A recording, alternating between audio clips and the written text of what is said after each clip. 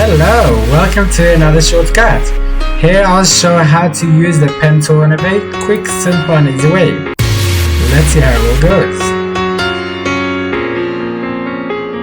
So instead of you each time going to the pen tool and choosing out these other tools here, you can always just create your shape with the pen tool. Obviously you can choose the spacebar to move while you're going, or to zoom in or zoom out holding the Alt or Option and scrolling on your mouse. Then say I've created this shape here, you can always go here and add an anchor point there, and then go to the direct selection tool and select that and move it down.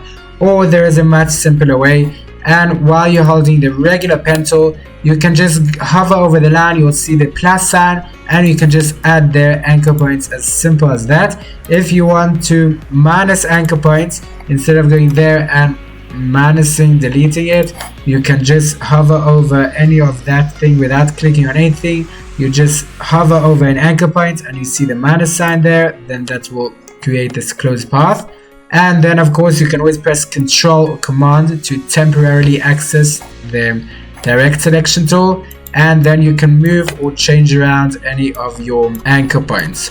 Also, once you're on a line, if you want to curve the line, you simply press down Alt or Option while you're on the regular pen tool, and you can see it changes to this curve.